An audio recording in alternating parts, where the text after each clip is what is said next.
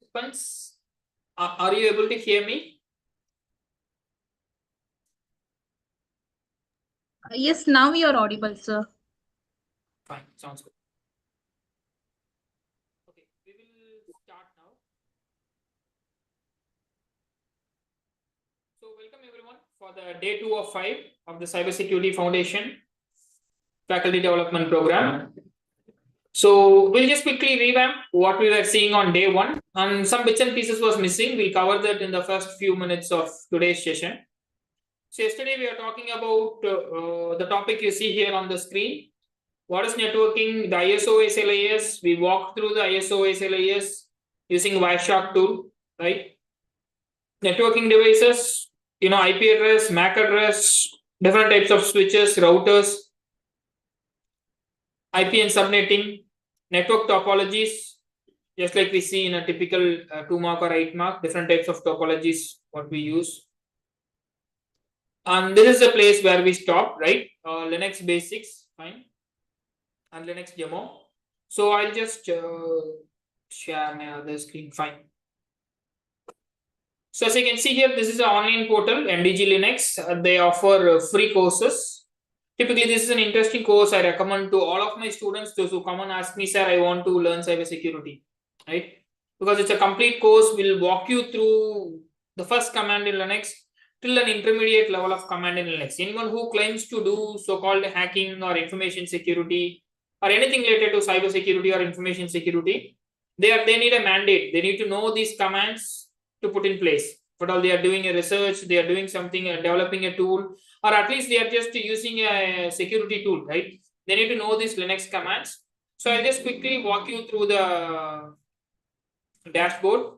So the registration and other things, I hope today's class notes will be released. In that you will find the link for that, or else in yesterday's class note itself you might have found the link, right? The NDG Linux portal.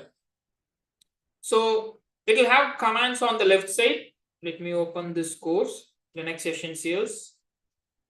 If I'm not wrong, they have somewhere around 18 modules, fine.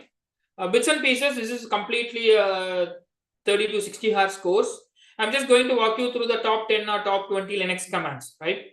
So chapter 1, 2, 3, 4 will be somewhere on the theoretical part. Chapter 5 starts with the lab. I opened it, fine. So you see here on the left side, they'll say what command you want to practice. Okay, you see the first 5.2 says, okay, just press an enter. I'm pressing an enter here. It's going to take me, hey, welcome, system admin is the username, and localhost is the system name or the user whom I have connected. And you see the root is the username, netlab at 123 or netlab123 is the password. Sysadmin is the username, netlab123 is the password. So yesterday we have seen networks and something on Windows, right? Linux typically so-called secure, fine. On Linux, everything is treated as a file. Most of the security tools are built over Linux, right? So we'll see some basic commands on Linux. You see, yeah. So I'm just clicking onto this. In Windows, we had CLS, right? Clear screen. Here CLEAR is for clearing the screen. Just okay. Fine. So ls list short, it will say how many files are there in the current directory. ls-l, it's typically list long. It's going to say what are the each and every files that's available. Instead of that, you can even type ll, list long. Fine. So just to see what in Windows, you open a file and see. Mostly why we recommend command liners for Linux systems or Unix systems or server-based systems is most of them run headless. What does it mean? Like they don't have a GUI, mouse. Most of the Linux servers don't use mouse. They use only a keyboard and a server system, right? So you will be forced or you will be mandated, or else the only option you have is to type in the command prompt. You don't have a mouse to click and open the folder. You need to give a ls, you need to give a ll to check what is inside the folder. You check pwd, your present working directory, home and sysadmin. Who am I? What is the current user? I am the user called sysadmin.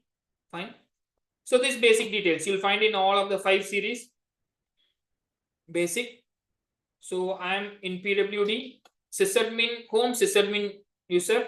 Fine. I want to check the folders options in some other folder. You see ls-l/home. I want to check what is there in the home folder. You can check it there. See, it's showing what is there in the home folder. In home folder, there is only one user that is created here called sysadmin. Fine.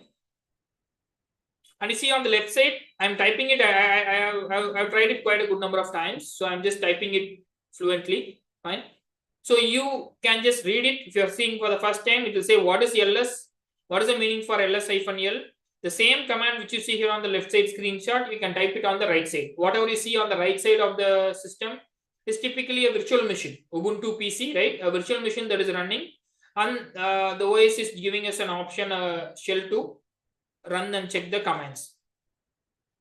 So 5.3, who am I? We have checked uname, right? Uname. Typically, we'll say what is the Linux version we are running. Fine.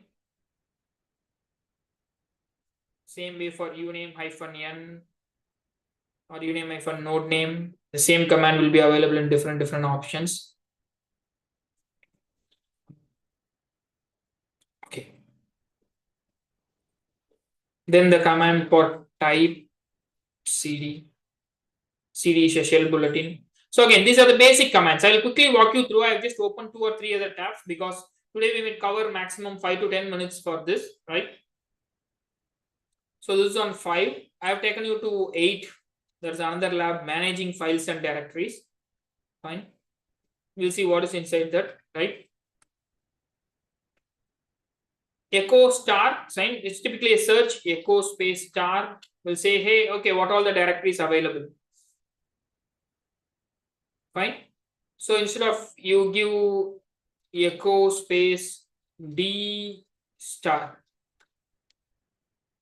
there's no results. Echo space d star. See, desktop documents downloads.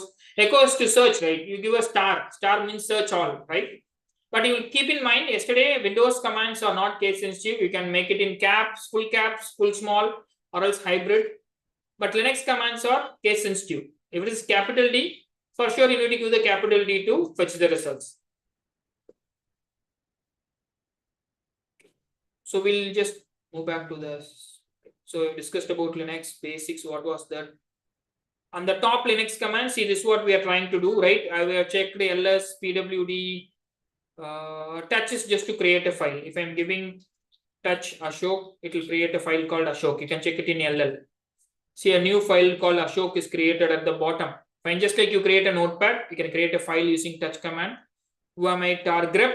Grep is interesting. You'll be seeing the grep command, grep, number 18 here. Grep is used to search something. You have a Word document, 100-page document. You want to say how many, you want to find how many locations the keyword Ashok is there. You give a control F and type Ashok, it will say, hey, welcome. In this 100-page Word document, 18 locations, Ashok is there. Same way, grep is the most common search syntax for Linux system. You can search anything and everything inside the Linux systems. Fine. So then, you see, in Windows, we type something called ipconfig. I am trying that here. It might not work here. So it say, hey, welcome, you're typing a command called ipconfig.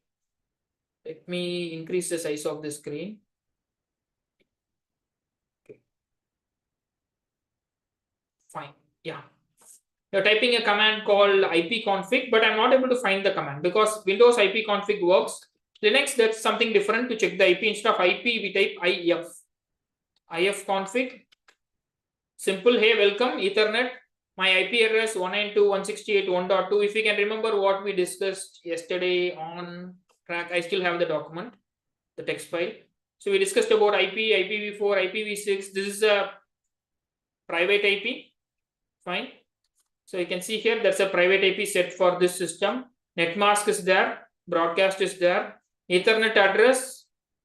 What does that Ethernet address means? It is typically the MAC address, physical address, or else we got as Ethernet address. Fine. So 1, 2, 3, 4, 5, 6. 6 into 8, 48-bit Ethernet address. Fine. So ifconfig in Linux is to check the IP address. Fine. Same way you can do trace route. I'm checking where it is, www.google.com. It will go on the internet. I hope the trace route is not installed here because we are using a virtual machine from that course. If you're using your Windows Linux system on your own, obviously you can install it. You see at the command at the bottom, sudo apt install traceroot, sudo apt install inet utilities traceroot. Can install that and that should work. Fine. Then you see the common things, the common commands we use will be something like date, check what is the current date, time, check what is the current time. And there's an important command called sudo, right? Typically in Windows, we call it as an admin user. You are a guest user, you have very less permission. You are an admin user, you have a greater permission, right? Sudo in Linux is used for super user. With that, you can run some high-end admin level privileged commands. Fine. So that is on 8. So my agenda for showing this free course here is just a minute. Sorry. Yeah, this screen. So in Linux, you see here Linux, everything is treated as a file. So obviously file permissions are so strict. That's how they just enhance their security. They claim is on that. Fine. So you see 1, 2, 3, 4. The same thing you will be seeing on that screen. You see here, let me type, let me clear it. Sorry, let me clear it. Again, typo, let me clear it. Fine. I'm typing ls list short, only show the files. If it is a file, it will show in a color, and if it is a folder, it will show in color. Desktop is a folder. Inside that folder, many files and folders will be there. But Ashok, which I created, is a single file, so it goes different colors. Same way when I type ll list long, it's going to clearly show, right? And you see here d, whichever starts with D is a directory. Whichever starts with hyphen is a not a directory, it's a file. In Windows, we call it files and folders. File is a single one, folder is a collection of something, right? So if D will represent whether it is a file or folder, first one. If it is a file, it will have hyphen. If it is a folder, it will have D. Fine. The second and third and fourth, you see here RWX, RWX, RWX. What does that mean? It's a permission. User writes, hey, I created this file Ashok. My username is system admin here in this computer. So system admin is the user of the file. User means like typically the owner of the file. Owner will have R for read, W for write, X for execute or run the file, right? So owner has read, write, execute permission. I am a part of the computer science faculty group. So my group members also will have, all faculties in computer science will have read, write, execute permission. Other members, maybe some other faculties, some other students who's not me, who's not a part of my group, who has access to this file or folder, will have the permission on the last one, right? So that is on this permission level. So just a minute, let me open.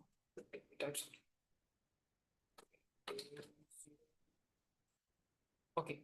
So we have something like D space RWX, RWX, RWX. This is how it works. Fine. And you can just set the permission as RWX, or else there are some numerics equivalent is also available. 421, not 421, 4 plus 2 plus 1. 4 plus 2 plus 1. Fine. For example, I'm having a file ashok.txt. Fine. So if I'm the owner, I'll be having 4 plus 2 plus 1. 7 will be the permission. Fine. For 1. Second set, if the users, let's say my faculties can read, write, but they can execute, that will be 4 plus 2. 6. Other members, 0, 0, 0, right? If the permission of this file, right, is called 760, what does it mean? 7 belongs to 4 plus 2 plus 1. 6 belongs to 4 plus 2. Then the last one belongs to 0. So you can have all permutations and combinations of this 4 plus 2 plus 1, 4 plus 1, 4 plus 2, 1, 2, 4, everything 0, fine. But in Linux, right, if everything is 777, that is not good. If everything is 0, that is not good. What does that mean? See, this file have anyone can do anything with the file, all permission. That's not recommended. 0, 0 means no one will have permission. Even the owner of the system won't have permission to edit that file. Most of the times when a Linux system, a virus comes in, they used to try these sort of different permissions, fine. So that is on this permissions on Linux systems, fine. So that's what we are seeing now, demo on the NDG Linux systems, right? So I've created a file called touchsecure.txt. Let's go back, right? I'm creating a file touchsecure.txt. Fine. LL, let us check. Okay, the touch file, secure.txt file is at the bottom. The permission is RWR, right? The permission for this file, secure.txt, we created now. The default permission is RWR. It's not a directory. RW, R hyphen. I hope that's the same. Yeah. So what does that mean? The user of the file, this is called user. We have user, or we call it as a owner. Let me take owner of the file. Then the group members of the file and others. So they use others here. So let me mean it as U here. UGO. Users, group, and others. User has read and write permission. Fine. Group members have read, write permission. Fine. Other members have only read permission. So what is the permission value? It's going to be RWX. R is equal to 4. W is equal to 2. X is equal to 1. So if we put it in numbers, it's going to be 664. The permission of this file. Fine. So you can set all combinations. As I said, from 000 to all permissions to 777. We can set it. Fine. So that we'll be seeing this in this module number 17. Let us check. I'll try a couple of commands here. File permissions. If you're doing it for the first time, right, this is a comprehensive course. You can do it. You can complete every module. You can complete the exam and you will get a free certificate from this Linux Essentials, DG Linux. Fine. So if you're doing it for the first time, I recommend everyone to try all the commands. It may take you 5 hours or 10 hours. But whenever you find some time, you can try that. If you are into academics, you are going to teach or teaching cybersecurity or information security, this is a mandate for you. Whenever a student comes to us and asks, sir, I'm doing a grep on this statement, let me know this syntax is not working. Initially, we need to know what is grep. We need to know what is the hyphen parameter. Then only we'll be able to answer to students' queries. Right? Okay. Okay, we'll get back to the document. So then Windows has something called sysinternals, right? Sysinternals is a troubleshooting for Windows system. Fine. For example, if I'm opening Windows Run, I'm typing EVENTVWR event viewer. A window will pop up saying that, hey, welcome, I am the event viewer of Windows. What do you want me to do? It will just typically a logging mechanism, will log everything. If I'm taking Windows logs, security logs, it will clearly say, hey, how many times I have logged into this Windows computer? It's my personal PC. You remember yesterday we discussed about i3 Dell PC, but actually it was a HP PC. Fine. So it's my HP PC. I am using an AMD Ryzen 5 processor. Fine.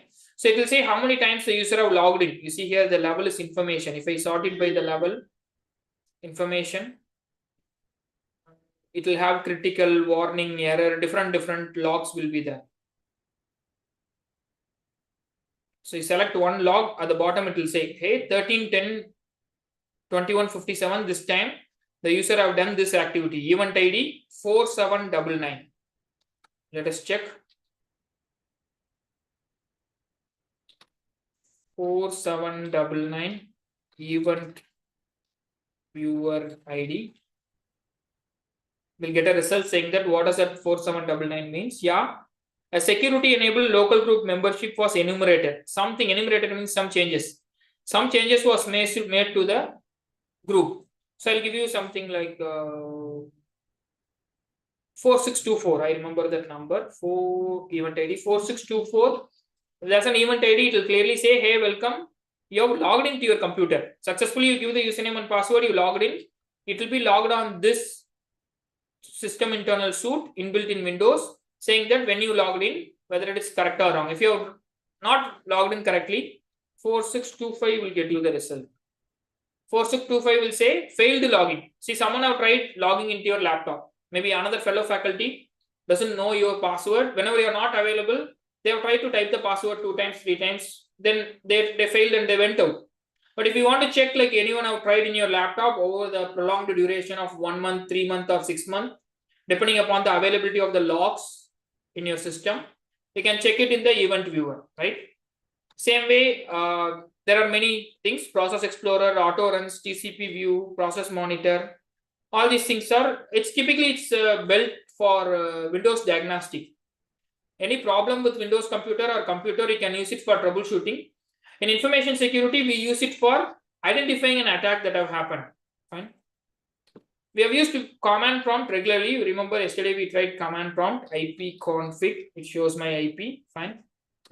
There is something else in Windows called as PowerShell. When you type start and power, it will take you to something called PowerShell ISE, blue color screen, like yet another command prompt, but they have some higher order permissions, right?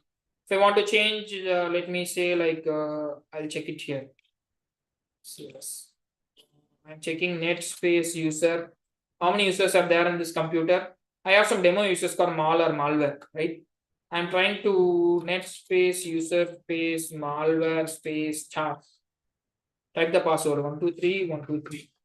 System error. It's not allowing me to reset the password. Fine. Let me try the PowerShell. Same PowerShell running as administrator. Yes. Okay, let me try the same command. You see, previously it was C users Ashok. Now it is C Windows System 32. Let me try the same command: net space user space malware space char. I'm giving a new password 123 123. Welcome. The password has been changed. Fine. Simple. A user connecting into your system, they have a privilege to change your password using the same can be done in command prompt also, right? But advanced extended versions of commands, you want to run two commands, multiple commands. We can run it in a window called PowerShell. Maybe after certain versions of Windows XP or Windows 7, this PowerShell is available in all the Windows, right? An extended version of command liner used for scripting. This PowerShell is mostly used by attackers, so-called hackers, to create a script, malware script, so that when you double click, it will run in the background. Obviously, the virus might have entered. It might have just put a copy on the system, right? So that is on the PowerShell syntax. I hope till this we had the plan for yesterday. That was completed, the pending part. Now we'll move on to day 2's topic. Okay, 1 to 8 is done. Today we are going to see some core cybersecurity principles, right? We call it as theorems, right? You know, right? We talk about Newton's principles, Pythagoras theorems, right? Same way, these are all the basic principles of cybersecurity, or else we, in a broad scale, we call it as a information security principles. CIA, AAA, security principles, security layers, what is a data bridge, then continuation of network, what are the port and protocol, how to analyze a packet, what are the security devices, firewall, IDS, IPS, SIM, XDR. I hope 9 to 16 is the agenda for today's session. We'll walk through that. Okay, CIA. If you're hearing this for the first time, confidentiality, integrity, and availability, right? That is called CIA. Okay. We call it as a triad, information security triad. Sometimes they call it as pillars of information security. See, if an attack is happening, the attacker has to compromise something. They want to do the so-called hack or XYZ attack, right? They will compromise your confidentiality of your data. They will compromise the integrity of your data. They will compromise the availability of the data. Let's say there is a score of 100. Confidentiality may be compromised for 40, integrity for 40, availability for 20. Availability for 80, integrity for 10, confidentiality for 0. The ratio differs. But all these three are mandate. How you can categorize a cyber attack, or else how we can tabulate, or else we need to give a scale, right? Scale or calibration, right? So this, then attack happened, how much of confidentiality is compromised, how much of integrity is compromised, and how much of availability is compromised. Putting all together will give you a result saying that what is the attack, what is the severity of the attack. Fine. I'll give you an example of a bank. Let's say everyone has a bank account. Confidentiality means you have 10,200 rupees in your bank account. You are the owner of the account. You know how much you have. You are an authorized person. And say your bank manager is yet another authorized person. He can see how much balance you have. It's okay. Another faculty tomorrow comes to you and asks, hey madam, give me some 5,000 for Diwali. You say, hey ma'am, I have even only 2,000 in my account. If he or she says, ma'am, I know you have 10,200 in your account, the confidentiality of your data is done, compromised, right? So there is a confidentiality factor. Only the authorized person or individual or entity have to know what is the data. It can be a normal data, it can be a secret data, whatever it may be. Second part is integrity. I am saying, hey, tomorrow we will meet at the same time, 3 p.m. But you are getting the message, hey, tomorrow we will meet at 7 p.m. What's the conclusion? The integrity of the data is changed. I am sending you a message, meet me at 3. You are getting the message, meet me at 7. Something is changed in between, or something is changed from the sender to receiver, right? So that is called integrity. You have the same 10,200 rupees in your account, fine. One fine day, you go and check your balance, it will say 7,500. You have not taken any money. Bank also might not taken 2,500 rupees as charges or something. Before and after, your data is modified, changed. Either something is added, even if you have 10,200 earlier, now you have 15,000, the integrity is compromised. Either any addition, a removal, or modification is typically called as compromise of integrity. Fine. And the final thing is availability. You know, you go for a movie, you have a ticket, you stand in the crowd. Even if you say, hey, I have a ticket, they won't allow you, right? That will be crowded. The same bank example, you have 10,200 in account. You go to the ATM, swipe it, you give the correct correct PIN, and you give all the correct numbers. From 10,200, you want to withdraw 2,000. Bank says, the ATM says, hey, no money. What is the conclusion? You have an active account, you have 10,200 in your account, but currently using that ATM, you are not able to take the money. What does it mean? The data is not available for you at that moment. Fine. So that is called availability. An attacker might do any XYZ attacks, denial of service attacks, right, to compromise the availability of your data. It can be in a system, it can be on the network, it can be on the bigger worldwide film, right? So this is called CIA. I hope I'll share the document with you. I'm not going to read the definitions, right? So you can use it for your understanding purpose. Confidentiality, sensitive data using only authorized person. Integrity, the accuracy of data and trustworthiness is not modified. The availability, your data should be continuously available at all times. Fine. So that is called as CIA, the first principle of information security, confidentiality, integrity, and availability. You see yet another diagram that's given for CIA. Okay. Now we'll move on to the next principle called AAA model or AAA principle. Let's see what is AAA.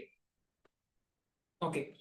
We saw confidentiality, right? Your confidential data can be accessed only by you. Your bank, you will have a username and password. Your bank manager will have a username and password. So that is called authentication, authentic person or verified persons, right?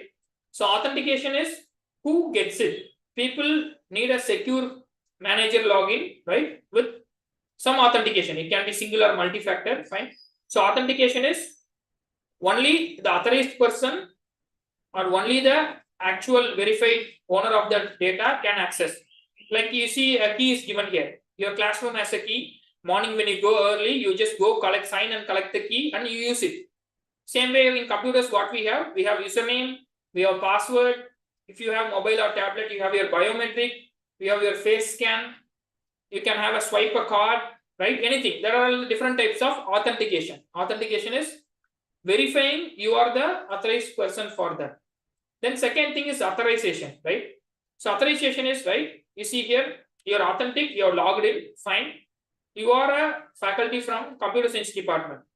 You're going to upload a question paper. In the question paper folder or another folder, you find the question paper of EEE department. You're an authentic person, a faculty of the college, well and good. But you're not authorized to take the question paper of the other department. If you try to take that, you're not monitored, you're not given a message saying that access denied. If you're able to take the question paper of the other department, the authorization is compromised. You're not an authorized person. You know, right, even I had a decade of experience on working into university, right? So there will be an exam cell. Not all people, even faculties, are not allowed to exam cell. Maybe a notice may be put at the front, right? So that is called authorization. Even after you give a username and password or you have an ID card as a faculty, You log in. Whether you are authorized to open that folder. You remember the permission which we saw earlier. Read, write, execute permission. Whether you have a read permission or write permission or execute permission. If you have an execute permission, only you can execute. You're not allowed to read and write. Yeah. I hope someone have raised your hand. Any questions, queries on that? Let me check onto the chat box. Nothing. Okay, fine. Some comments. Okay. Let me resume this. Fine. Yeah. So that is on this authorization. The final thing is accountability. See, there's a common computer in your college. The same computer in your department is used for all faculties to upload the question paper. Accountability will be there when you logged in and when you uploaded. The faculty says, sir, I uploaded last Friday itself. The question paper went only on next Monday to the exam office. The accountability of the system will clearly say when you uploaded. Either you upload on Friday evening at 5 p.m. or Monday morning at 8 or 9 p.m. Right? Accountability. So that's what we saw in this event viewer. Event viewer is one of the good example of accountability. Event viewer will say what your application have done, what your security events have done, what the system events have done, what a system event have done. Each and everything which we do on the system will be logged on to a logging mechanism in Windows. It's an inbuilt application or inbuilt feature in Windows called event viewer.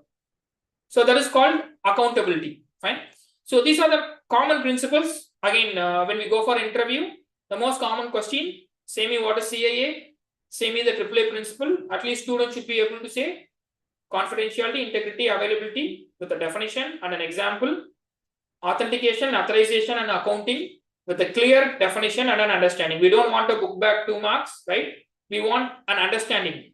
They need to understand the difference between authentication, authorization and accounting. Fine. Yeah. So that's on the AAA model. Okay. You see here a single diagram might explain you what are these three. User is giving a username and password, logging in. Request is going to the server, verifying your username and password, coming back and saying, hey, welcome to the attendance management system. You are a verified faculty. That is called authentication. In attendance management system, you open a file, you write a file, but you are not allowed to modify the file. You can open the attendance management system, you can enter the attendance, but you are not allowed to download the file. So that's counted as authorization. Even if you are a verified user, what you are allowed to do, what you are not allowed to do is called authorization. Final thing, accounting. You logged in, you see the example which I said, that day morning 9:34 you logged in and you uploaded the file A. Accounting of what you have done on the system, add, delete, modify, login, logout, everything, right? So this is AAA principle and the first one was CAA principle. These are called as pillars of information security. So anyone who wants to get into cybersecurity, obviously they should be able to have a strong foundation of these, because upcoming days and upcoming topics, whenever we talk, say, hey, ransomware have attacked your computer. I'll say, hey, your computer is infected by a ransomware, a virus. Your availability is done, right? Your integrity is the same. Your confidentiality is done. If a ransomware is infecting, confidentiality 50% modified, integrity 0 modified, availability 100% modified, something like that. So whenever we talk about an attack, they will be counted in terms of CAA. Sometimes when you want to monitor them, it will be counted in terms of AAA principles. Okay, we'll fine. So AAA, authentication, authorization, accounting, they will be facilitated by some servers. Your college might have a Windows server, Linux server, or something hosted on the cloud. So these servers, I don't want to go deep into the server part, but I'll let you know the names. Radius, TACAX. If I'm not wrong, you might have taught this in any of the network security papers, right? Radius is one server, remote authentication dial-in user service. There's yet another server called TACAX and TACAX v2. Fine. So these are all different types of authentication servers. You go to your college, you have your college Wi-Fi, you open it, you give your faculty ID, you give your faculty password, it will allow you to log into your college Wi-Fi. You have complete access to all of the internet. But if a student comes, they open college Wi-Fi, they give student ID, they give student password, they're not allowed to open Facebook, they're not allowed to open WhatsApp. that those permissions, security things will be set in a server, typically an authentication server called Radius or TACACS. Different versions of server. There are technical differences between Radius and TACACS, but keep in mind, Radius and TACACS are the authentication server. They do this AAA in real world. Fine. Okay, there are some quizzes and other things should be available. If I'm trying this, we won't be able to complete the topics in 2 hours. I'll leave it up to you, right? You can just, when you go through the topic, you just check that link. Fine. If the link is important for the demo, I'll open it and show you live. These are all awareness links. Let me go to the next principle. Okay. We have seen CAA, AAA. The principal part, the foundation part doesn't end here. There is some extended principles based upon CAA, based upon AAA. There are some extended principles available. Least privilege, defense in depth, separation of duties, fail-safe default, security by design, accountability, many. Maybe for the matter of fact of time, I'll explain one principle, the extended principles, clearly. Fine. The principle is called POLP, Principle of Least Privilege, POLP. What does it mean? You work for a college, your college owner, let's say your chairman is there. He has a username and password in your college. Even being the chairman of the college, he or she should not have the permission to delete all the files in the server. He's the owner, fine, let it be, fine. Why he wants to delete all the files in the server? Let's say the head of the department having permission to delete all the question papers. That's not recommended, right? So that principle is called principle of least privilege. Sometimes an attack might happen due to a virus or a malware or a hacker, external. Sometimes the attack might happen due to internal. You see here at the bottom, human error. Unknowingly I deleted the file. I selected all and instead of clicking enter, I clicked delete. Fine. So that is called principle of least privilege. You see, whenever you want to do some sensitive operations, it will ask, hey, are you sure you want to delete? Yes or no? Maybe another confirmation it will ask, right? So that is called principle of least privilege. Fine. Okay, that was it. A 2-mark definition. Users and systems should only have the minimum access necessary. Even if they are owner of the system, fine. They should have only minimum access to do something or destroy something or delete something, right? Defense in depth. You see, we take an onion and peel it, 4, 5, 6, 7, 8 layers, there will be a core. Your data is something at the core. Above that, just like we saw ISO OSA layers, 7 layers. In all the 7 layers, we'll have attacks. So in all the layers, we need to do some, or we need to put some security mechanism, right? So that is called defense in depth. Fine. Separation of duties, you see, like in college we do. See, they will put an faculty in charge for exam duty for computer science department, or putting the timetable or putting the faculty schedule. The same faculty won't do for the next semester. The same faculty won't do for the other semester. That's called separation of duty. You should not give the single duty to an individual, because sometimes the person wants to do something wrong, they can do, right? They can commit an offense, right? So that is called separation of duties. Fail-safe defaults, what does it mean, right? If something happens, what to do? Or else to prevent something, what to do? So most of the security system, you know, right? When an intro was given to me, I was working for some security projects for agencies, right? So there will be a fail-safe duty saying that deny everything. You remember yesterday's chat? I'll open the document. When we are discussing about firewall rules, I typed something. Let me check. It should be here. Okay, deny. Deny any all or deny any. What does it mean? It's typically they are just setting up a deny access. So anything coming onto the network, let's say you're going for a defense agency, military, army, navy, they might have this permission by default. I know how to copy the file and give it to the next department. I don't want anyone in the network to come inside. The default deny all permission. We call it as a blacklisting. You're not allowing anything. Fine. Complete blacklist. Security by design. I hope most of the computer science faculties here, even ECE, EEE faculties, we teach, right, how to write a program, how to fabricate a chip, how security by design. The first and few lines of the program have to be secure. You're creating a program to make a website. username and password. Username should have only 32 character. Password should have only small caps and special character, right? So security by design is need of the hour in industry today, IT industry, right? We don't want people to write a C, Java, Python code. We want them to write a code in order so that security in place each and every phase of the development. You remember 10, 15 years ago, we'll develop an application, finally we'll give it to a security engineer and test it. But nowadays it's a cycle. Every now and then we call this a sprint. Every 5 days, every 1 day, every 2 days, right? Whenever a piece of code is built, the security of the code is tested every now and then, right? And finally, we have seen this accountability, the same accountability that was discussed earlier. Limited access, default deny, need to know who did what, just enough access, same way limited access or enough access. Finally, access control. Every system in security will have ACL, access control. Firewall is a security device. It has access control. What does it mean? It has a rule, what to allow and what to deny, right? Fine. OWASP top 10 ISAC practice quiz. These are all reference quizzes. I'll take this OWASP top 10. Fine. I want to say it at this place.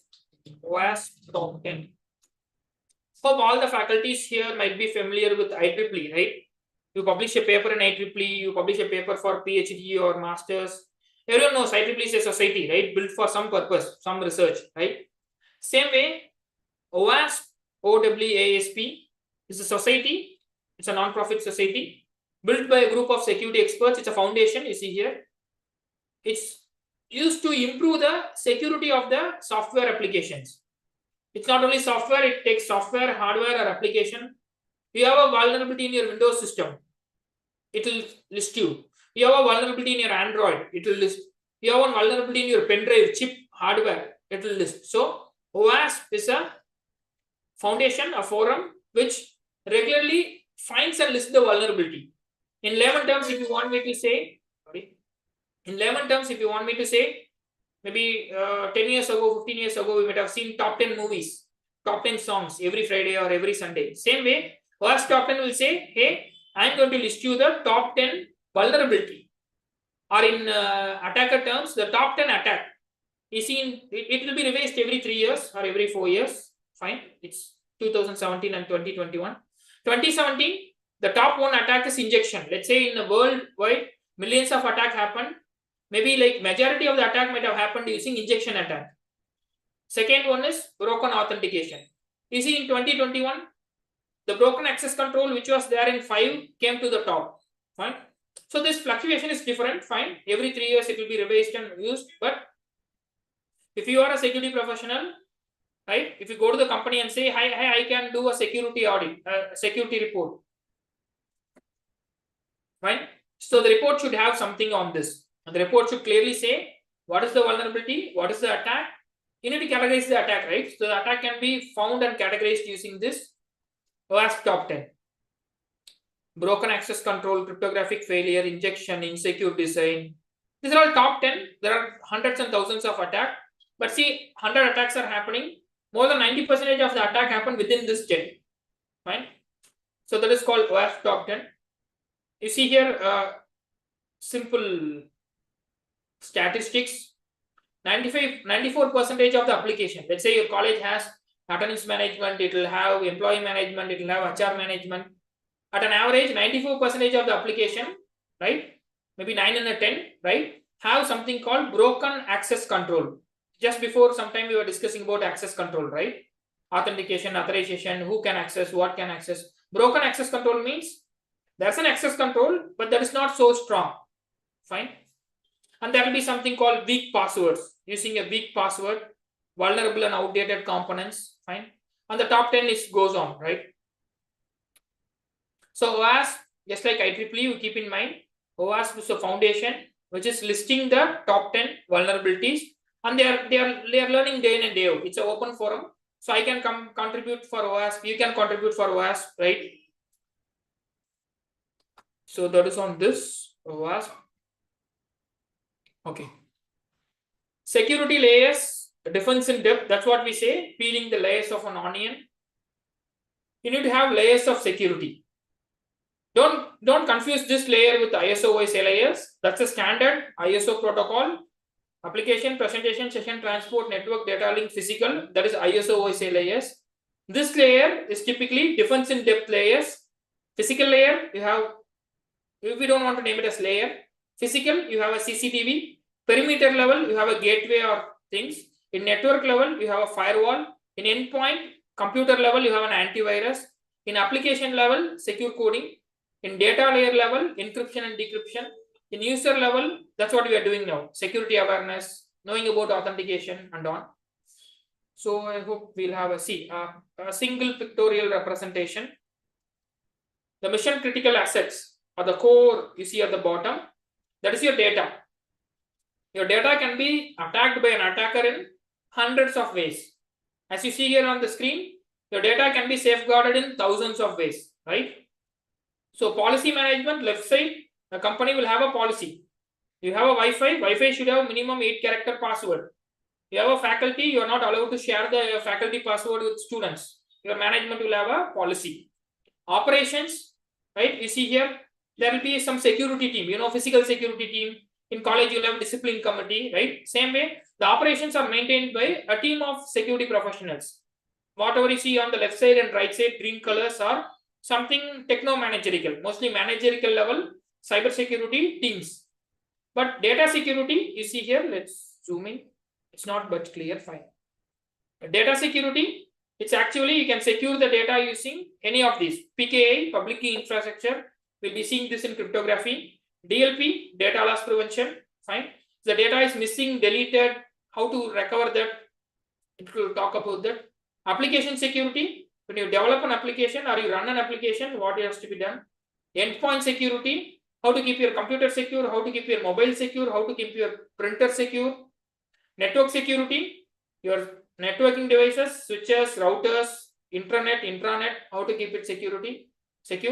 Final thing is perimeter security, maybe like your organization level, citywide, statewide, countrywide, how to make it secure. So this we call it as DID, defense in depth. Any attacker have to crack all these layers and come to your data. You cannot directly land onto your data. Break the perimeter, bypass the network, find some vulnerability in endpoints, then find older versions of applications, then know where your data is stored, uncopy or change or modify the data. Fine. Okay. Bitwarden, password strength, not password strength. Okay, when you're talking about authentication, right? I want to just give a simple example here. Security org, there's a website where you can go and check the strength of your password. If you have a password like your 10-digit mobile number, that's not going to be safe anymore. Let's check. Let's check. 9791837. I'm typing my mobile number, 10-digit mobile number. It clears, hey, welcome. Your mobile number can be cracked. If it is a password, it can be cracked with 200 milliseconds. Fine. So let me show you a website with security org, password meter. It will show the passwords also so that you can not password security. Let's check onto this.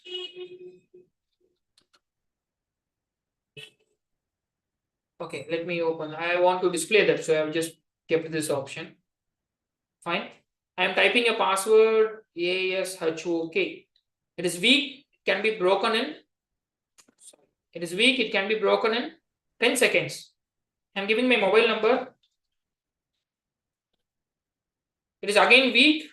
You need to run a password cracking algorithm. It can be cracked in some 9 hours using any password cracking tool. The speed of this depends upon the server. You are using a high-end server, CPU, GPU.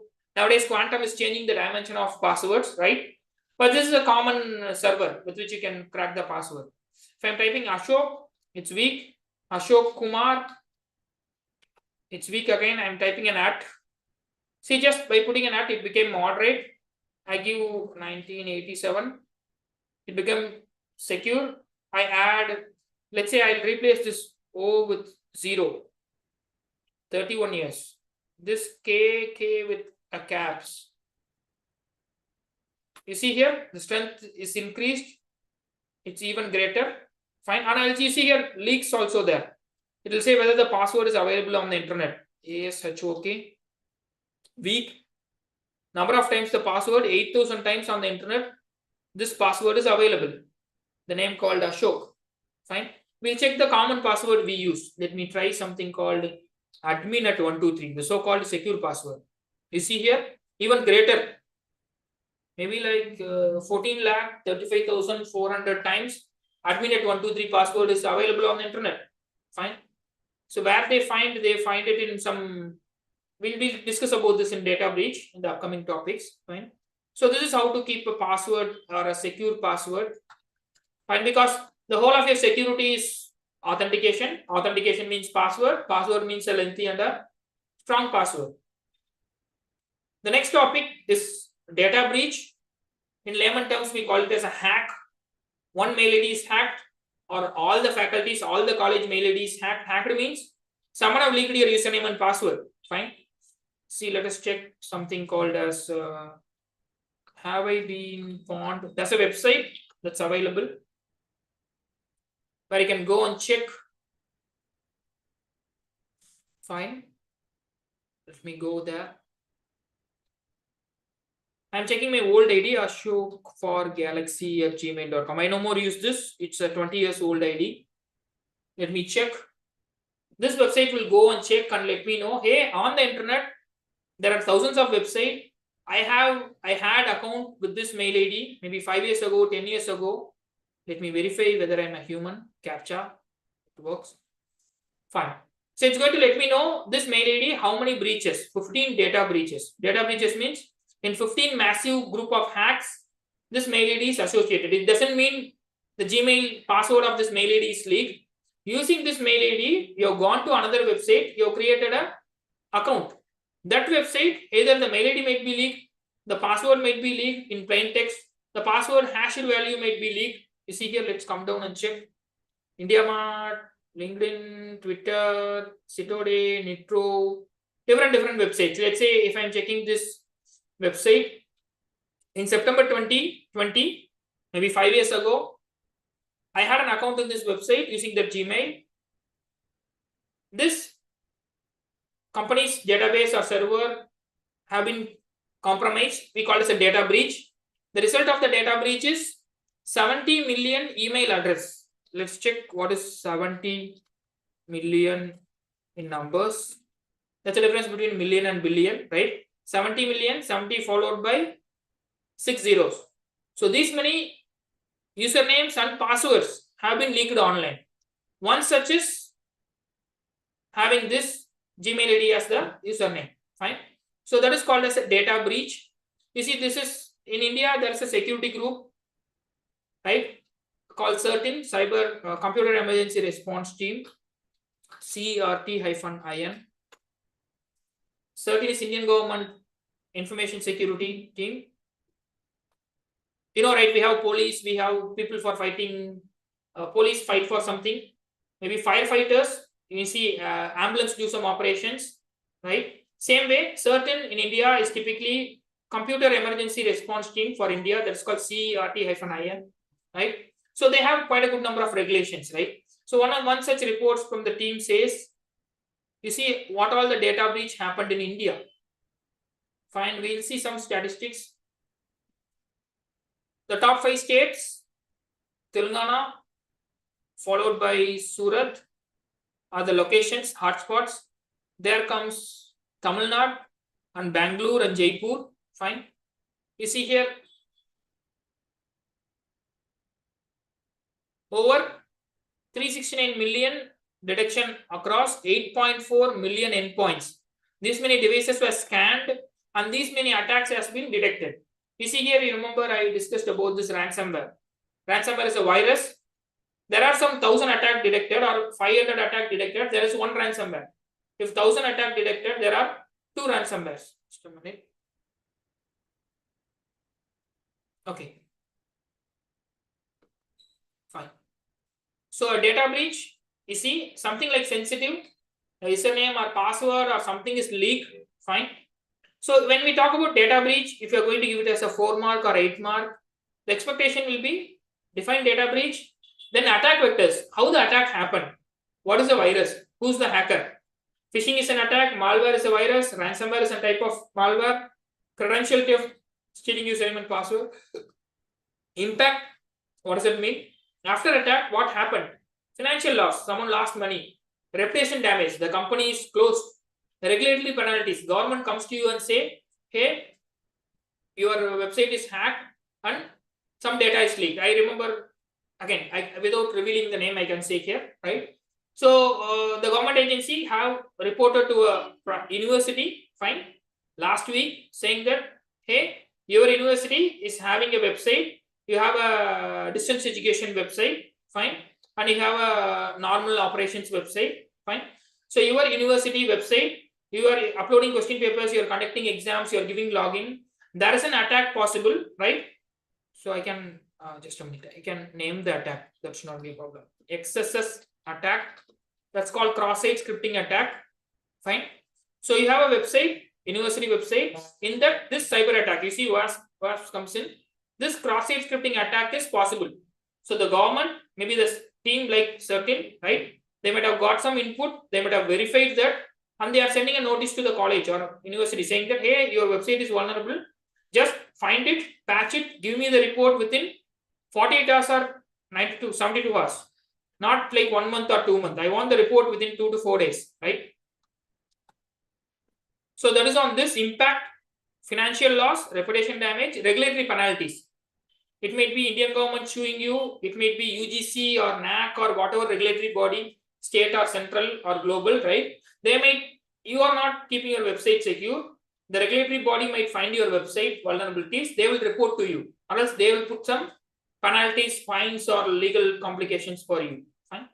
Responses of this typically what we need to do typically when a cyber attack happens, detecting the attack, containing, if the virus is spreading, you don't want to spread it further, you contain it within that system, notify, you need to notify to the college, notify to the students, notify to the parents, or whomever are stakeholders. You cannot keep it closed. You need to notify to who are the stakeholders, saying that the attack happened, be safe. Final is remediation. The attack has happened, everything is done. You are going to go back and find what is the attack, how it happened, how to prevent in future also. See, in our company also we do something called DFIR, Digital Forensic and Incident Response. We do this in action. When a client comes to us and asks, hey, some attack happened, we go, we find the attack, we detect, we contain, we give a notification, we remediate, we patch it and give them the report within 42 hours or 74 hours. Fine. So that is on something called as data breach. Fine. Data breaches. There are quite a good number of case studies available, right? If you want, we'll discuss one or two. Fine. The target networks. You see here. November 30, someone will see this, right? First one, third party vendor. That's a service coming onto your system, September 2013. The attacker is sending something to you. After November, it is going onto the server. It is reflected on your server, step number 3 and 4. It is forwarded to your POS machines. You see here, POS terminal. Then you have a firewall. See, that is going through the firewall or bypassing, and it goes to the attacker's website. See, starting from September till December, the attacker has sent a virus to your system. Someone is clicking, something is opening, something is sitting inside your server, something is bypassing the firewall, something goes back to the attacker. What goes back to the attacker may be your username, password, or your sensitive information. Fine. Okay. We have seen this. Have I been pawned, password monitor, DNS checker, and on. Okay, we'll come back to this concept called ports and protocols. We discussed this lately yesterday. MAC address, IP address. Let me check.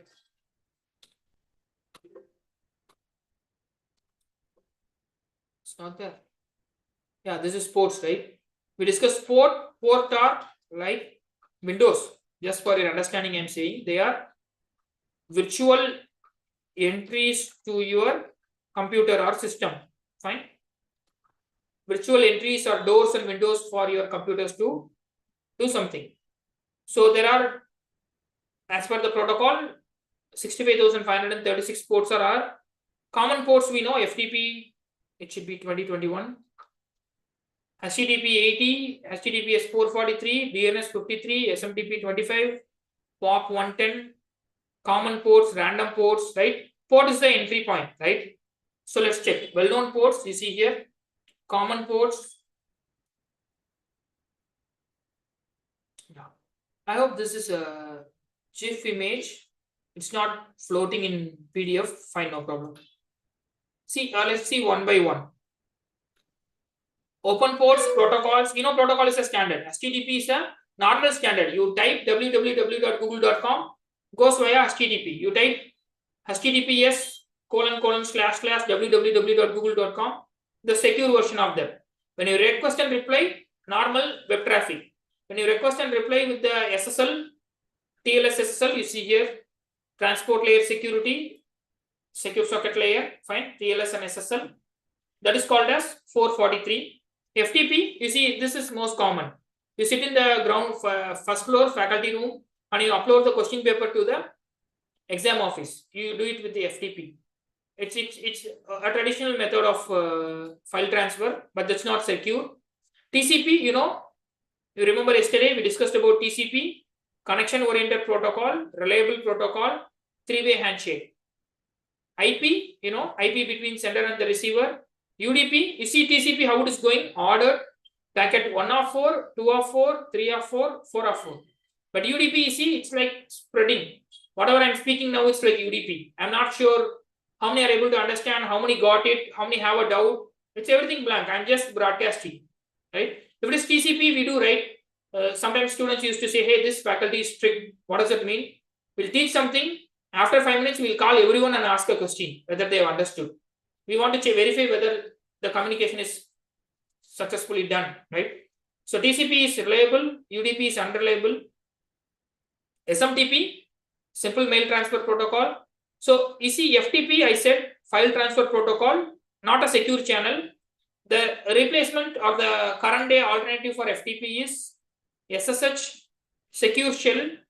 From the sender, between the sender and the receiver, the communication is secure. Secure means it will have an authentication, it will have a lock, let's say a crypto, fine. So we'll go back here. FTP is 2021, SSH is 22 port number.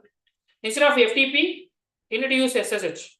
Instead of HTTP, you need to use HTTPS, fine. So that is about ports. Whenever we talk about network security, we need to know about IP, MAC, port, protocol. All cyber attack will talk only about this. Which IP was compromised, which MAC address was involved, what was the port number the virus came into your system, what was the application that was compromised. We'll talk in terms of this only. So this foundation has to be clear.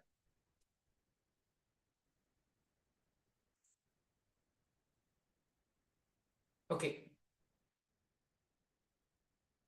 You see an extended version of port numbers, the listing available here. I have given you some common ports: FTP 2021, 22 SSH, 23 Telnet, and there will be some fancy numbers. I hope it's not listed here. 123 is for network time protocol. Let's say all your college computers have the common time. You're going to conduct an exam, right? So they will be synchronized with the NTP, network time protocol. Port number 123. Then you have different port numbers. You see, till 1000, 1024, it's common. But you see, above 1000, they are random ports. Viruses might come in some different ports. Let me show you an example. Sub7 malware, 777 port. Fine.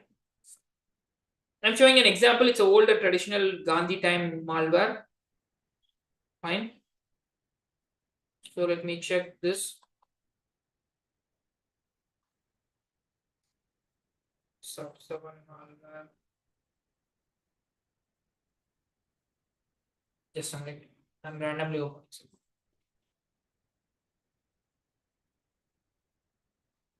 Okay, see, historical use, nowadays it's not possible, as I said. Older days when there was a sub7 malware, it used to run via the port number 777, right? How to check, like your firewall will say which port is open, which port is closed, right? We have seen that, right? Let me open command prompt. Yesterday we have seen a command, you remember? We typed something called net stat-ano. Ports and protocols, open. Let's see the port numbers here. Port number 6746, 7193, 356, 106, different port numbers. So if this port is open, the majority, you see 90% of the client, there's a sub7 malware, older days. Nowadays, sub7 malware comes in a notorious port, 27374. Fine, let us check. Images. So you have a company, you have a computer, you are running 80/443 HTTPS, fine. But in your network, in one computer or multiple computers or in whole of your network, port number 27374 is open. The conclusion is your system or network might be infected by a sub7 malware. Because how I am just able to say it here is like we regularly work with companies, right? The most common malwares, most common infections, some things we have it in mind, right? Running all together. Fine. So these are the ports and protocols. Again, in interview, our expectation for a candidate or a student, a fresher, at least they need to say the top 5 ports or top 10 ports. If I ask them what is a port, if they say, sir, I don't know what is a port, we can't give them a job in cybersecurity. So at least they need to know the top 10 ports. I remember when I asked an interview for students, I'll be so happy if they're able to show this different at least. A computer science student saying HTTP 80, HTTPS 443. If it's a cybersecurity student, I'll be happy if they're able to say at least these port numbers. FDP, SSH, DNS, SMTP, POP, common numbers. Okay, there was a raising hand. Professor Payal. Yeah, ma'am, may you have any questions, queries? Let me check onto the chat box.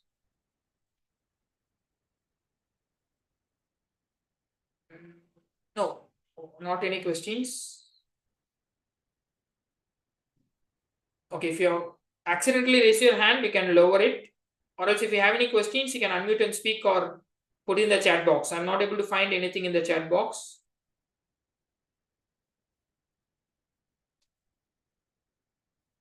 The chat box is empty. So I believe, yeah, Dr. Mohammed, yes. I'm able to see multiple people raising their hand. Yes. Any questions, queries from the participants side? Those who are raising hand, Dr. Mohammed Shahid. Yes, sir. You have any questions? Do you want me to unmute? I hope the organizers have to do that. You can also have put a question in the chat box. Hello. Yes. Hello. Yes, sir. I was able to hear your voice. Okay. You're getting my voice, sir? Yeah, now it's clear. Okay. So I would like to know one thing. Actually, the port number which you have mentioned here, like SSS and HTTP and HTTPS and DNS and all, right? While can we change these ports, or this port has been already fixed? Yes, sir. As per the, it's a good question. Like as per the protocol, you see, SMTP is for email. SMTP has the port number 25. As per the protocol, if you want to send a mail, you will be using SMTP protocol port number 25. See, let me go on the internet. Let me check. SMTP port number for Gmail, Outlook, Hotmail. Like I'm just searching this on the internet. Fine. Let's check onto the images. Just a minute. So this is standard set. Again, this is not hard-coded value, right? As you asked, as you rightly asked, right? This is not hard-coded. Fine. Let me open that in a new tab. Yeah. See this, it's not clear, but fine. Port number 25 is used for SMTP here.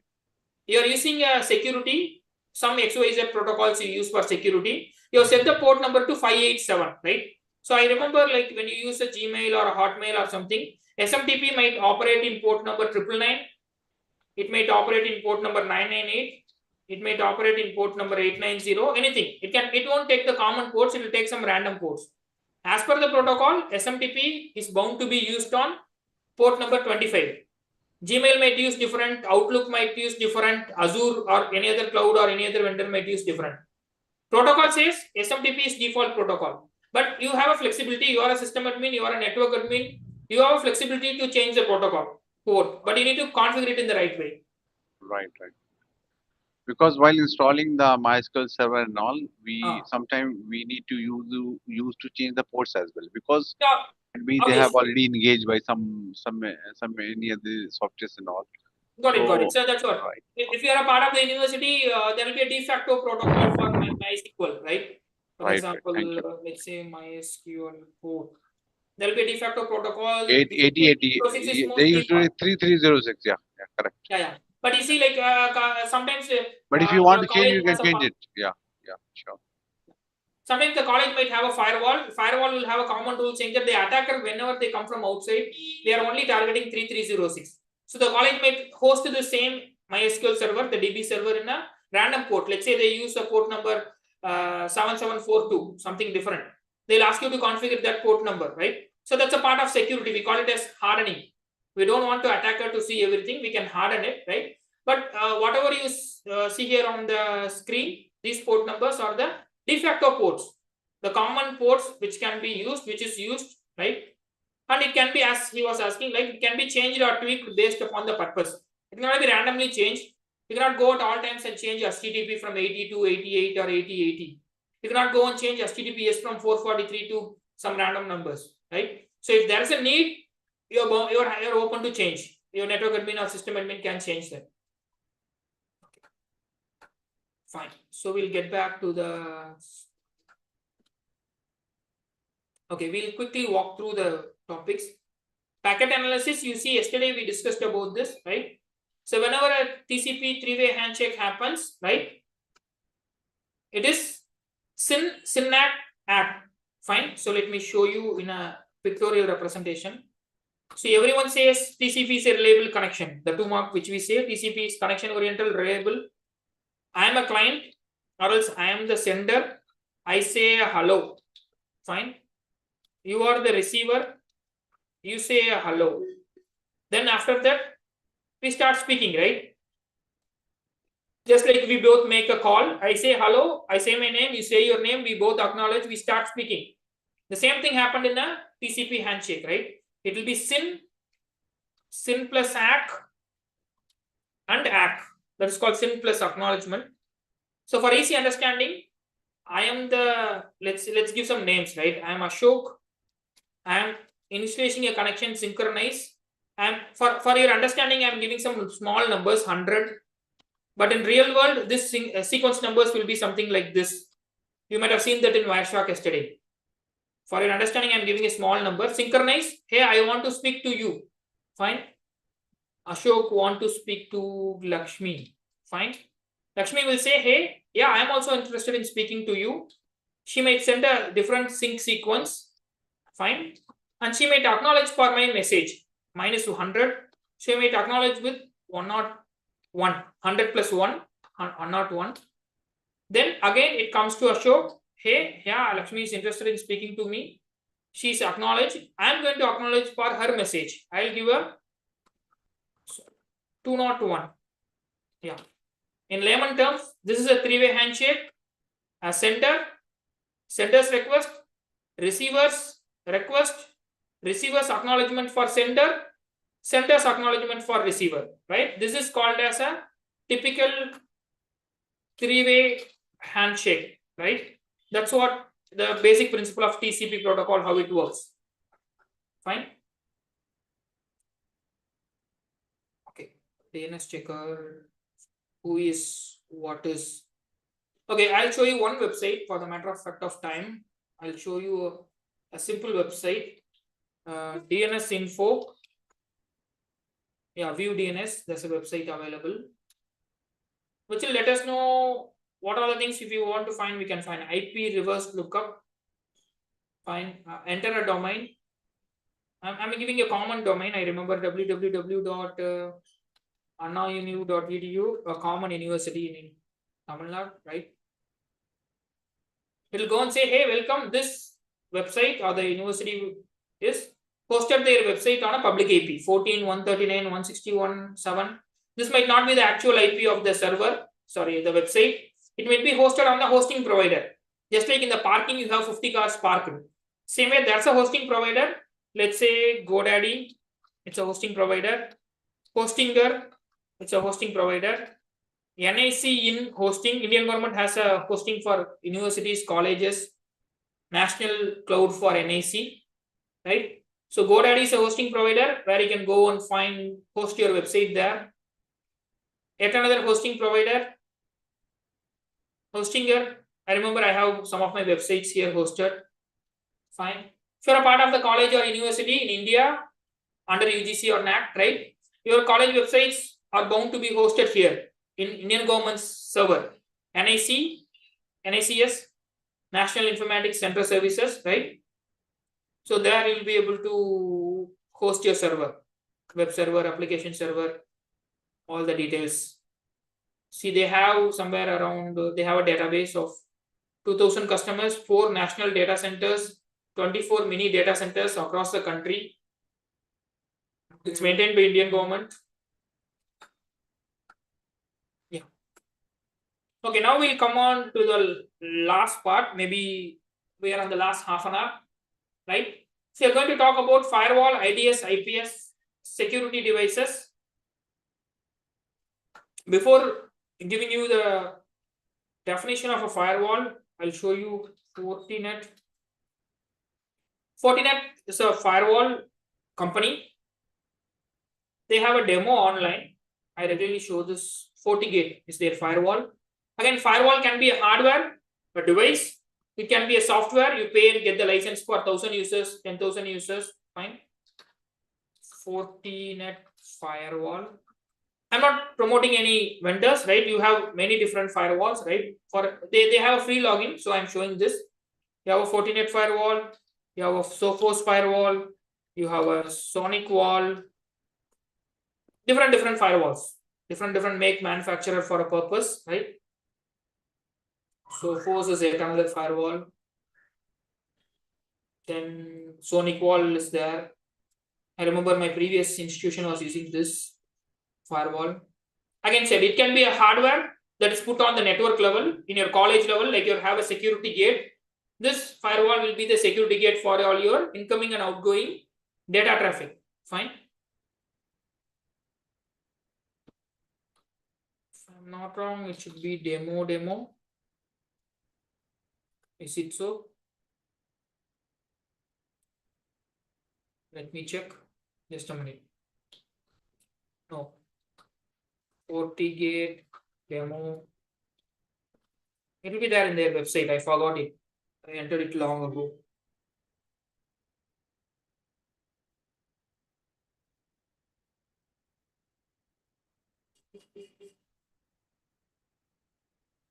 It takes back just a minute. Demo, yeah, the same thing I'm trying. Maybe a different URL. Just a minute. Yeah, this is another one. Okay. It was a different version I'm checking. Username is demo, password is demo, login. It will, hey, welcome. You can log into this firewall. It's a firewall available online, a free demo. Fine. Cool. I'm not sure why it's not allowing me to log in with that demo username and password. I've disabled the cookies. Let me enable it.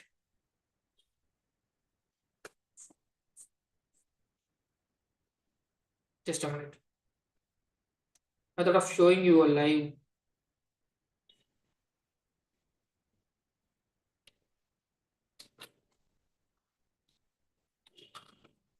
We check. They have it open in their website. That should be available, publicly available. Admin. I'm trying to brute force. Just try not all the common username and passwords I know, but it will be logged in that server.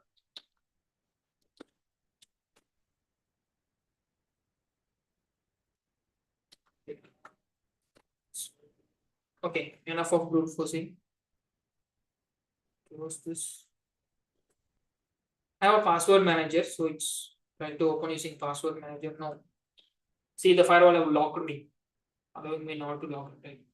NGFW.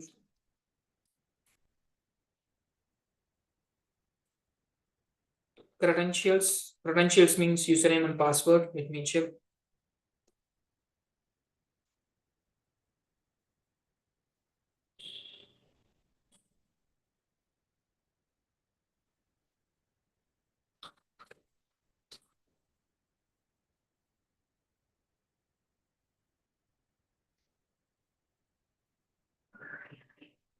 I hope these things will be answered by any GPT platforms. You put it in a GPT platform, they'll say the default username. Okay, I missed this.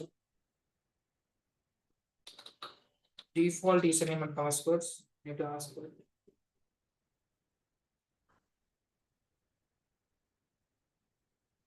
That's a demo site. Let me check one final try.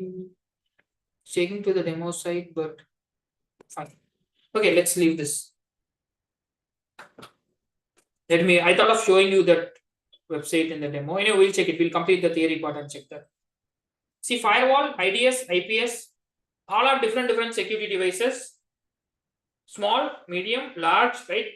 You see, just like you see different versions of crackers, right? Meant for a purpose. These are all security devices. Firewall will allow and deny based upon some filters. Allow rule, deny rule. The next thing is called IDS, intrusion detection system. It will detect an attack, but the attack might happen. The next thing is called intrusion prevention system. It will detect the attack and block it. It won't allow it to happen, and it won't allow you to get into the network, right?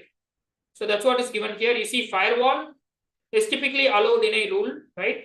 IPS, you see the difference between IDS and IPS. IPS is placed on the flow. If IPS is not allowing, the data cannot go here. But you see here IDS, the data will flow. IDS is only a tab for monitoring it, fine? So after firewall, there was something called IDS, intrusion detection system. The attack might happen. Yesterday, the attack might have happened. Before 2 hours, the attack might have happened. This IDS, it can be a hardware or a software. It will find it and it will report to the system admin or your reporting people. IPS will detect the attack. It will stop at that place. Like security stopping you at the gate. It will stop. Hey, wait, you are not allowed to go in. It will stop it and alert to the admin, right? So firewall is the primitive device. IDS is the next level. The extended version is called IPS, fine? And okay, the login should look like this, right? The Sophos login. Sophos is another firewall that's available, right? So their login will have a dashboard. Hey, in your college, you have 6,000 computers. Now, currently, there are 2,000 mobiles are connected. Each and every device, when they connected, how they connected, this will answer all your CIA, AAA, defense in depth principles, right? So the pictorial representation, the dashboard here shows all the principles, how they work and how they are measured here. It will say, hey, today, let's say take example today in your college or university, 6,000 login was there in the university domain. Out of 6,000 login, there were some 200 failed login. From the same system, the user have tried 20 times different password. You remember just now I tried on the website, right? So I don't know the username and password, trying some random known things, right? So everything will be detected and reported in this security devices. So firewall, IDS, IPS. Nowadays we have NGFW. That's what is given here. You remember the previous screen, we might have seen that. Sorry. In the previous screen, we might have seen that NGFW, next generation firewall. You see here, yeah, next generation firewall. That is called as 4840 demo. So,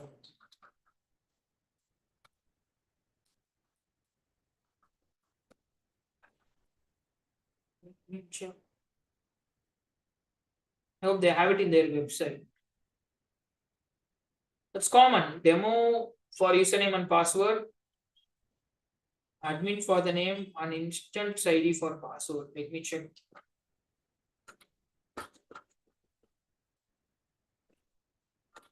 Just a minute.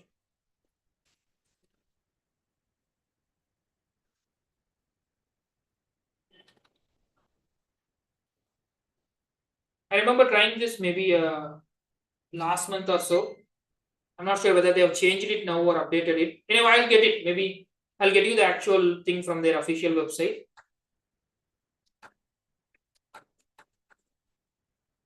Let's go back. Okay.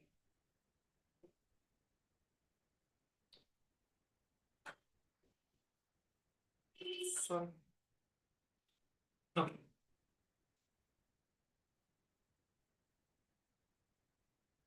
Let's continue here. Okay, there are some firewall tests online. Let me check.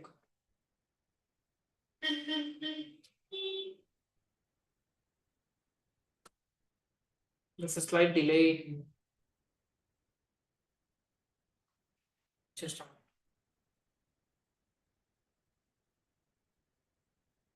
Let me.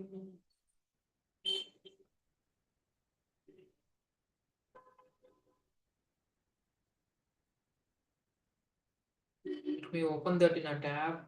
I'll close the other windows to save some memory.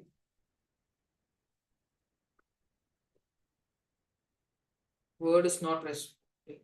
Let me close that.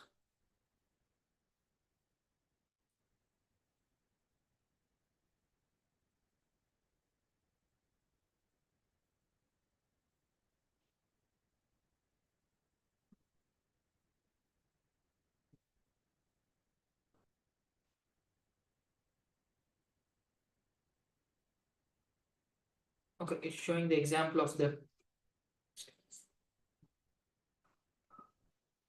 Close this. I'm ending the. Okay. Fine, let's get back to this. Okay. So we have seen IDS, IPS, firewall. IDS was there, IPS was there, previously firewall was there. The extended version of them are called SIM, XDR, SOAR, SIEM, security, information, and event management. Let's say you have a college, 2000 computers are there. In the college, there's a SIM solution available, the security device is available, hardware or software. What will be there in the SIM? SIM will collect all the logs from your system. You remember I showed you the event viewer log, right? Same way, SIM will collect the event viewer log from all the 2000 system.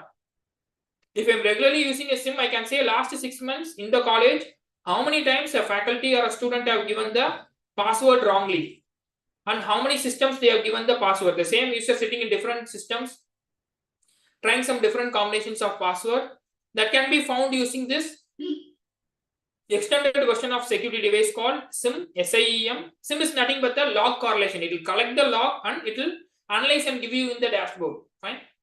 The extended version of that is called XDR, extended detection and response, right? You see here, log, events, incident, it will collect the logs, it will put an alert. Fine. And when you talk about SIM, see, again, we used to train some students, candidates for placement training. Maybe in the last year of the graduation, a cybersecurity student wants the cybersecurity placement, right? So when we talk about SIM, there is something called Splunk. There's a tool called Splunk. Most common tool on this industry, right? Let me open this. Open image in new tab. And there's yet another open source version called Wazoo tool.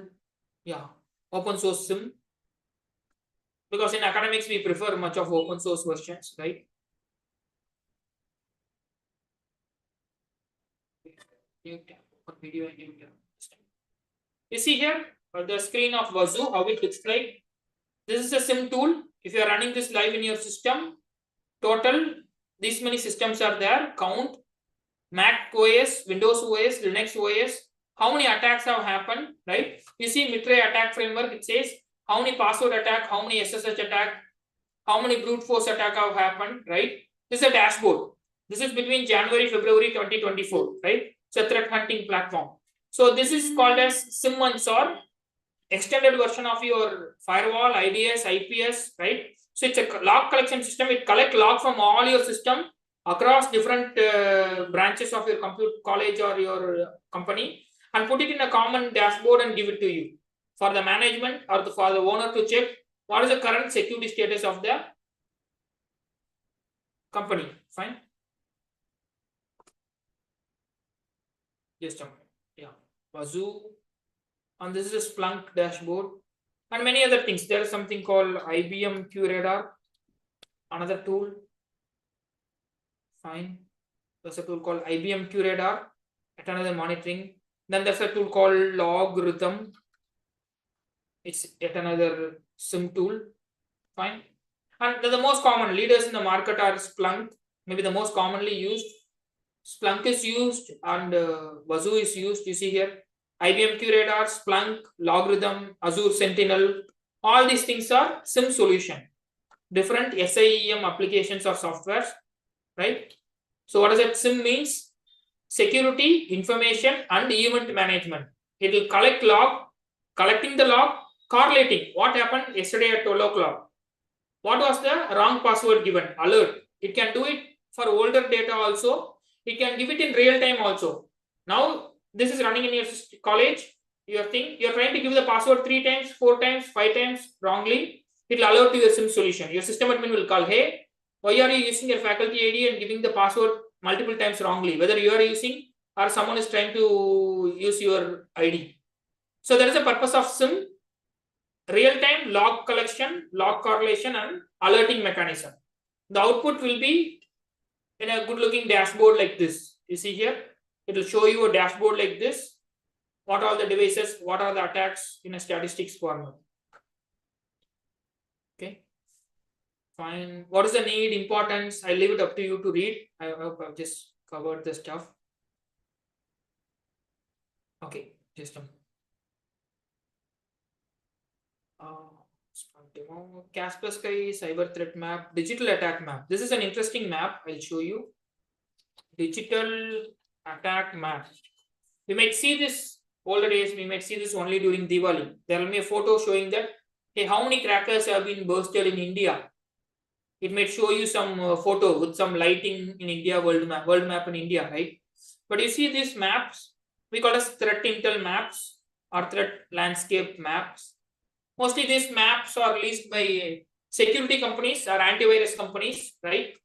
So what will be there in the map? Let's check what this map is going to show us. Digital attack map. You see at the top, DDoS, distributed denial of service. If I don't want your website to run, I do a DOS attack. Multiple packets at the same time. Fine. So that is called as denial of service attack.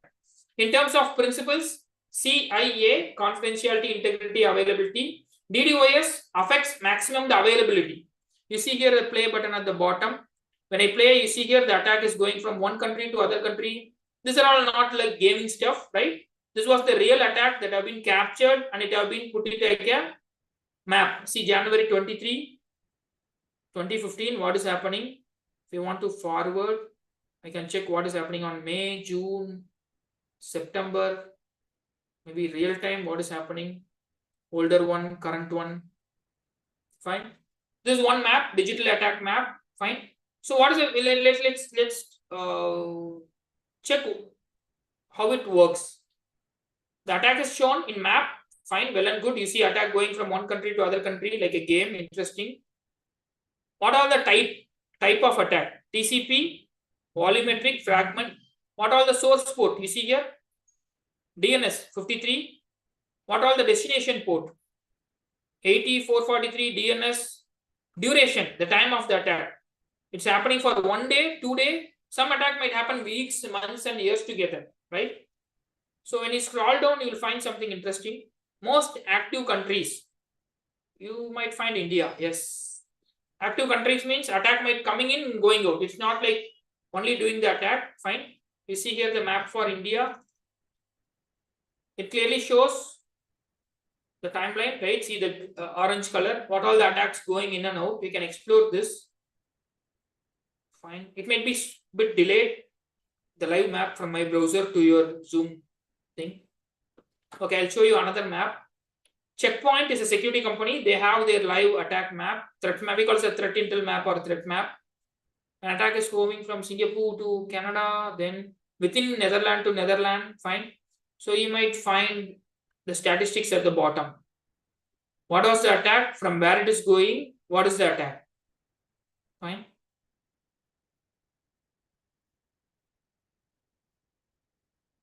Okay. Yeah. Something popped out. Okay, see here. An attack happened from one country to other country. What is the type? It's a malware. What is the type of the virus? It's a botnet is one malware. Info stealer, it steals your username and password. It is also categorizing and showing what have happened here. Top targeted industries, you see here, they are showing which industries targeted at top. Top targeted countries, top targeted industry. You see education comes on the top. Top malware types, mobile. Now I have disabled the cookies here, so it's not listing completely. I normally disable unwanted cookies in my browser. I've enabled the cookies. I hope now you might see the just a minute. Okay.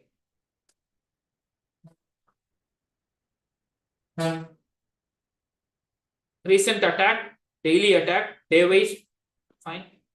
Then it's a 3D map. Like obviously, I need to allow the cookies for you to display. See, interesting 3D view map. Let me zoom into India. Yeah, it's here. Let's zoom and check. See, they are picturized and given. Like we'll check the border. We may be interested in this place. See what all the data that is going in and out. Different types you see here. What is the results from intrusion detection system? What are the vulnerabilities? Whatever comes in pink color are IDS results. Whatever comes in yellow color are vulnerabilities. Whatever comes in cases by the Kaspersky, they have detected and found. Fine. So this map looks something like this. Global attack map. Detections per second. Everyday live active. Fine. Yeah.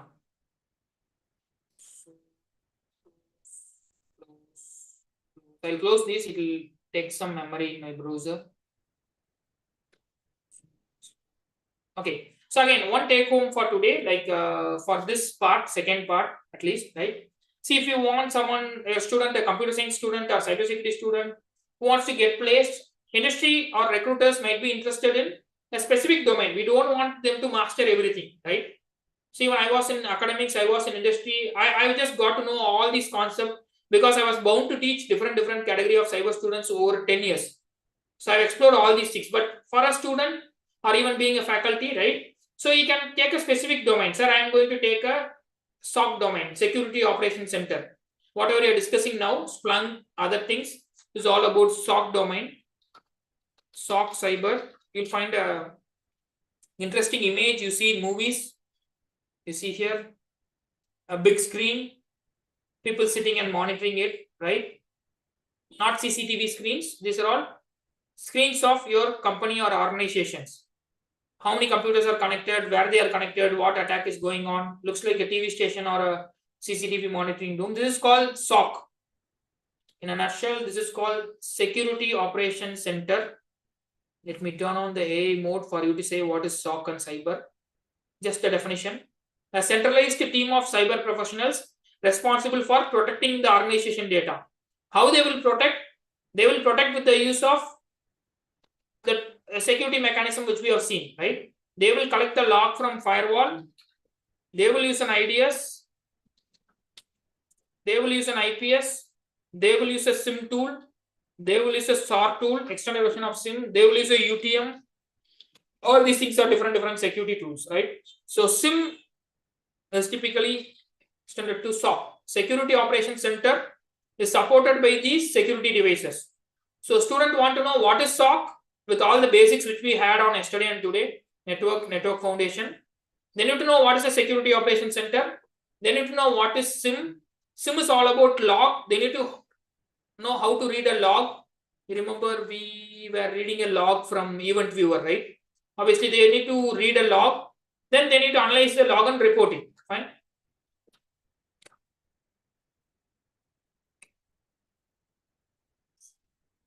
maybe tools and techniques, as I said, it's not at all times just teach the tools. The concept has to be explained to the students, right? Then we can say the tools. You need to explain SOC concept. For supportive, you see, you can explain SOC tools, right? When I put SOC tools, there will be some different SOC in the market. So you can put as SOC cyber so that you'll get an exclusive cyber tools. Yeah.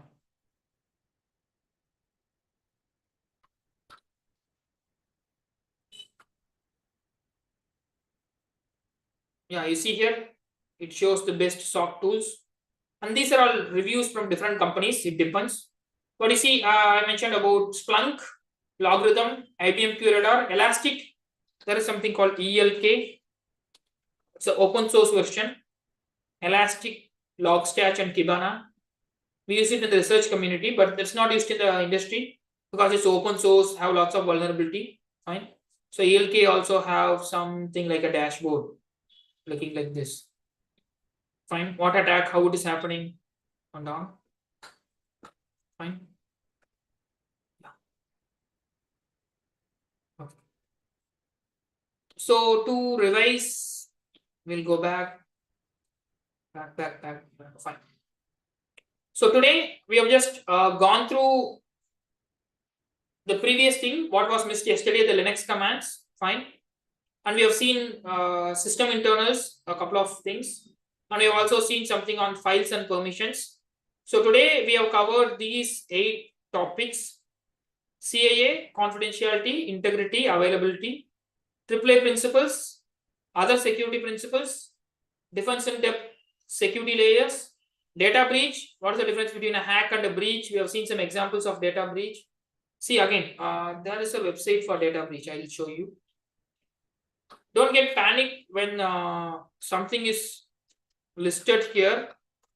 Maybe you put your college name, your company name, it is listed here. There are many websites for notifying breach. Fine. You go there and give a company name. I'm doing www. I'm not going to put any live company. I'll put example.com. Example.com. Fine. When you put see my exposures, it will run for a while. This is many websites are available. This is one common website. This company, let's say BreachSense, right? What they do, like they collect the username password leaked online and they create a database. So you have a free user or paid user of them. They will check the list in your check your username or password, whatever you give, or your company name. You give your college name, it will show all the domains in your college. Admin at college.com, principal at college.com, right? CEO at company.com, whatever it may be. It will come up with the result. What all the data breach detected? How many user information is leaked? How many customer information is leaked? Leak is, you saw, like most of you are teaching computer science. You have a server, you have a database server. Database will be by default most commonly MySQL, right? So you see here on the right side an image. The data lakes will be something like this. That's a username, password, sign up column. The username and password are visible. The attacker is able to sniff and capture it, right?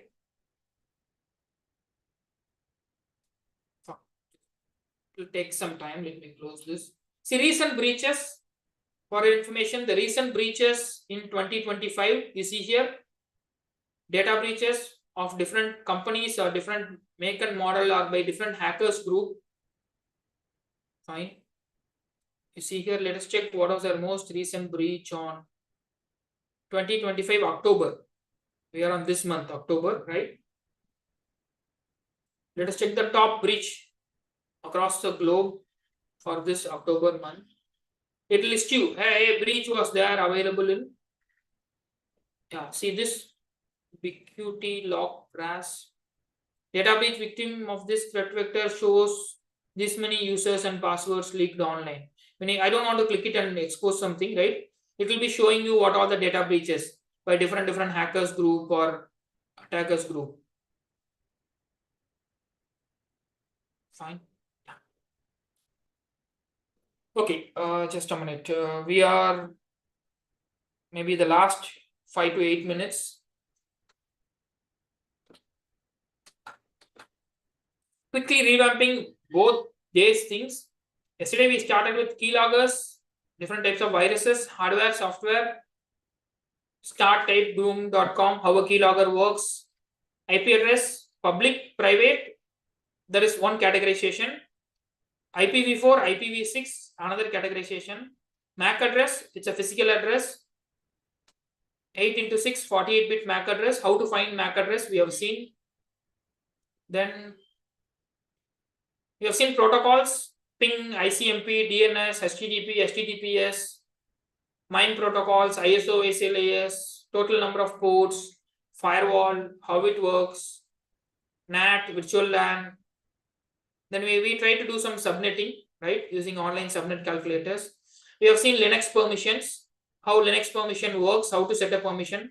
For setting up this permission, I hope in that course, just a minute. In this course, right, in this free course where you go and take, right, you'll be able to find this.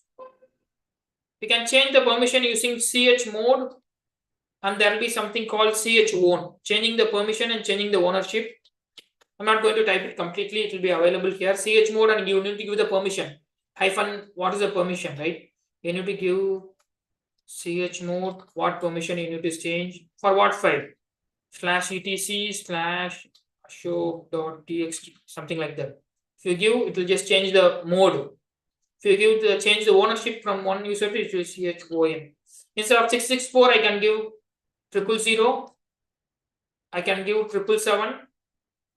I can give 741. Whatever permissions. You remember we discussed on this. How this permission works. Read, write, and execute.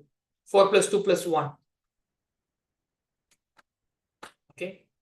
Yeah. So we discussed on ports and protocols, packets, security devices in the order: firewall, IDS, IPS, SIM, XDR, UTM. I have not discussed about SOR, XDR, UTM boxes, right? That may be confusing to you. So you can keep it in mind. Firewall, IDS, IPS, SIM. These four. Basic firewall. The next thing is intrusion detection. The next thing is intrusion prevention. SIEM is the log collection, correlation, and dashboarding system. Fine. Yeah. So maybe the last 5 minutes, 5 minutes or 4 minutes, right? I'll open up to you for any questions, queries. That's it from me for day 2. We have covered 8 plus 8, 16 topics on day 1 and day 2. Let me open the chat box for any additional questions, queries. Someone was asking attendance links. Again, attendance links. Feedback link. Today's FDP notes. Again, every day when I complete, maybe I'll share the notes with the organizing team. They will share it with you. Yeah, fine. So there is not any technical questions in the chat box. Fine. So now I'll leave it to the participants. If you have any questions, queries, you can ask me. I'm happy to answer that. If you don't have any further questions, queries, I'll leave it up to the organizers to give any concluding notes for day 2.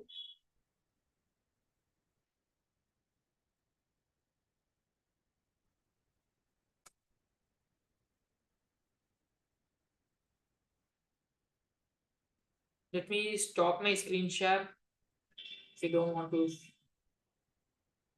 Yeah.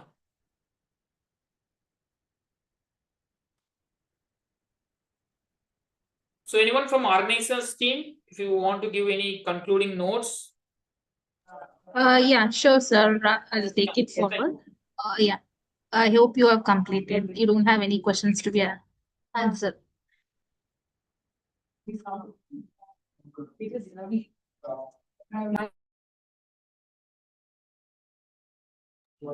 Okay, so dear faculty members, the attendance link has been shared on the chat.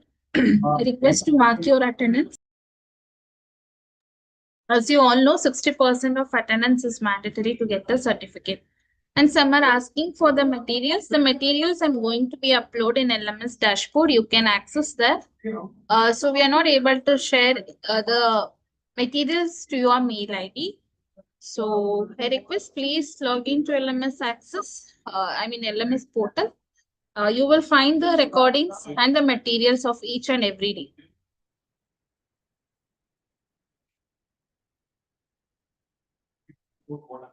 Any other question? We'll wait for 1 or 2 minutes. If any questions is there related to technical or related to LMS, you can just drop in a chat. We will respond to that.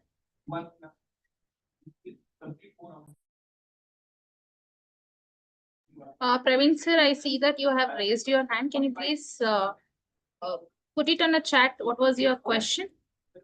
So that I can help you out.